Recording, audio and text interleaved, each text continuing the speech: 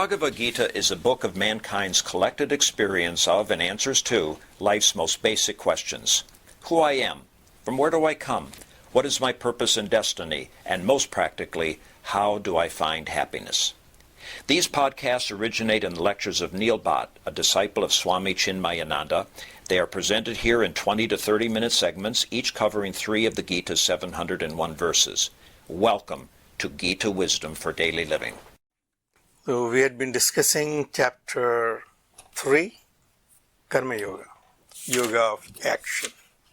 So in the first 6 chapters, we are learning about ourselves as limited individual beings. As we have seen before, the Gita is the elaboration on Tattvamasi. The Tvam part is the first 6 chapters elaborating on the Tvam part. So we have learned about who we are as limited beings in chapter 2, that we are immortal selves but consider ourselves to be mortal because of our association with the body, mind and intellect. So as limited individual beings, activity is involuntary. This is not our option that whether we act or not. As a living being, activity is involuntary. To survive, to exist as a living being, activity is must. That is the signature of life. And therefore, Bhagavan has been focusing on activity, actions, how one can act in this world so one can accelerate his own or her own evolution. So Bhagavan had been very clearly and precisely giving Arjuna instructions how to act in this world. He has given basically 5 steps so far. The first step he said is Karmanyevadhikaraste. You have no right over the fruits of actions, only on the actions, and therefore first advice is never act keeping a particular fruit in mind. The step number 1. Then make sure that you understand that fruit is not in your hand and therefore do not focus on the results of your actions. Second, he said is Yogasthaha Kuru Karmani. Keeping that in mind that the result is in not my hand, but action is in my hand, I have to prepare myself to act properly. And that's what he said, Yogasthaha Kuru Karmani. Establish yourself in yoga and then act in this world. And how to establish yoga, he said clearly, Samatvam Yoga Uchyate, balance your mind. So, don't act for the fruits, prepare yourself for acting in this world by balancing your mind. Now you are prepared, the field of your action should be Yagnarthat Kuru Karmani. Narthat Anyatra Lokoyam Karma Bandhanaha. Actions performed other than for yagnas are binding and therefore act for yagna. That gives us the field of activity. The field of activity should be that which is in line with all activities in this world, which is supporting this universe. Act for the greater good, not keeping your narrow focus on what I want to get out of my activity, but act I must, and I must in a manner which is compatible to all other activities in this world. And then he also said, Asaktaha karma satatam karyam kuru samachara. After establishing the goal that I will act in this world because that's how I exist as a living being, I have no control over the results, and therefore I will never act with the result in mind, and I'll work for the greater good. But now I also have to have ability to not get attached. So, asaktaha satatam karyam karma samachara. Bhagavan very precisely telling Arjuna that the pitfall in activity is attachment. So Bhagavan Buddha said the root cause of all sorrows and unhappiness is desire. Bhagavad Gita goes one step further and says, desire is actually the product of attachment and therefore avoid the attachment. If you avoid the attachment, desire will not be your problem. Asaktah satatam. By not attaching yourself to either the activity or the field of actions or the results. Because all these are automatic. If you follow your ordained dharma, then everything will fall in place. You have to have faith in the system, in this law which is created by the God Himself. So He said, therefore, do not get attached to any of this activity, your field of actions. And that's it. Even if you come to the conclusion that you have now nothing to achieve, loka sangram eva api, that you still have to continue working. Even if you come to the conclusion that I have achieved everything I want to, I have no more desires, I have nothing to gain, you still have to continue working for loka sangraha, for the preservation of the society, preservation of the whole system. So the act you must, keeping all these 5 points in mind, Bhagavan says, and you will not incur any sin, you will achieve the param apnoti purushaha, you will achieve the highest goal. And the highest goal to achieve permanent happiness, permanent bliss, a place where there is no sorrow, there is no mortality, and there is no unhappiness. So, Bhagavan has very clearly laid out path for Arjuna, and then he said that even people like Janaka and others, they have achieved that great goal. So it's not something hypothetical I'm giving you for the first time, Arjuna. There are people who have achieved this in their lives by just acting in this world in appropriate manner, such as Janaka, etc. And then Bhagavan says that Name partha asti kartavyam trishu lokeshu kinchana. Now obviously I can only tell someone to do something if I am following that path. There's the story about Gnandev or Eknath. A mother brings the child and says, my child is eating sugar every day. I think it's a story about Eknath. So can you please advise him not to do that? Sant Eknath said, bring him tomorrow and then I'll tell him. Why not today? I said, today is not a good day. Bring him after 1 week. She brings him after 1 week and Eknath just simply says, don't eat sugar. And the mother asked, why didn't you say that a week ago? And he said, because at that time I was eating myself sugar. So I couldn't advise him. So I have to refrain myself from doing so. And now I can tell him not to do that. So Bhagavan said, look, I am setting example by myself. Name partha asti kartavyam trishu lokeshu kinchana. I have nothing to achieve which I have not achieved in these 3 worlds. Na avaptavyam. I have nothing that I have not attained which I need to attain. Because I am the Lord of this universe. Vartayeva cha karmani. I still continue to act in this world. So here, as we can see, his entire life as Krishna avatar is an exemplary living. How to live as a leader, as a friend, as a brother. He said, I have nothing to gain, but I'm still working. I have nothing to do with this Mahabharata war, but I'm still here. Other way to look at it is more appropriate. Every time he says I, he refers to him as the one who identifies with the Supreme Self and not with a limited entity as an individual. So he said, I as the creator, I as the Lord of this universe, have really nothing to gain, nothing that I have not achieved that I need to achieve.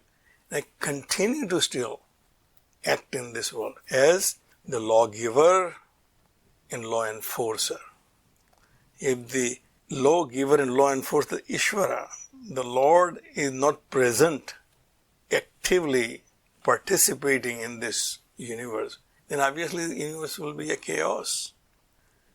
Therefore Bhagavan said, Yadi hi aham na varteyam jatu karmani atandritaha mama vartman vartante manushyaha partha sarvasaha. Why I keep working even though I have nothing to achieve in this world?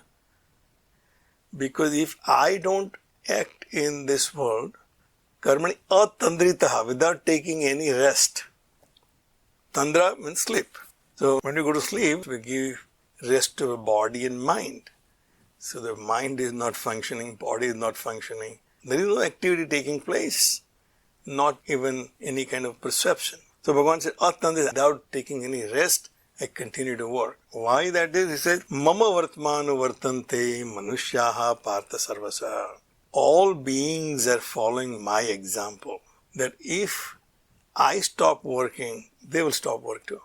Because he has previously just said, Yad yad acharati sreshta purusaha tat tat eva itaro janaha. Who can be the greatest role model than Bhagavan himself? So Bhagavan said that if I stop working, then obviously there will be a chaos. People are following my example. As the creator of this universe, I have to remain engaged. That I cannot take rest and say, I have given the laws and now I am done. So I have to remain engaged in this universe as a law enforcer. As we know, the laws of nature are explicit. There is no exception. We know there are laws in nature, so we know there is a lawgiver. If there is a law, we know there must be a lawgiver. But if laws are enforced without an exception, then we know that there is a law enforcer there too. Because we know for sure that without any law enforcer, no law remains effective. If there are no cops on the road, we will be driving at whatever speed limit we feel like. We may be driving at 80 miles an hour and suddenly see all the cars ahead of us slowing down. We realize there must be a cop ahead of us, so I better slow down myself. So unless there is a law enforcer, laws are of no value. In this nature we observe that all laws are explicit and there is no exception. If lawgiver is not there, there cannot be law. And if there is no enforcer, the law is not effective. In this nature, the laws are explicit that we can experience. Law of gravitation is applicable to all, whether you are a good person, a bad person, a living being, or an inert matter. If I jump from a third floor window, Mother Earth will receive me as Newton predicted, because there is no exception for good people. That I consider myself to be. So Bhagavan said that I remain constantly engaged in activity even though I have nothing to gain, because my example, people follow in this way. Mama vartmanu vartante manusyaha partha sarvasaha. We follow the example. We learn from the great saints and sages and avatars. Even you can say that Bhagavan constantly have to come in this world as avatara. Yada yada hi dharmasya glanir bhavati bharata. I will come back every time. So he constantly remains engaged in activity, and Bhagavan said that just to set example for all the beings. Because if I don't get engaged, utsadiyuhu ime lokaha na kuryam karma chet aham. If I do not act, if I do not engage myself in activity, these worlds will be destroyed. These worlds will not remain what they are without these laws of nature that we have discussed. If the laws were also confusing, then there won't be any cosmos, there will be chaos.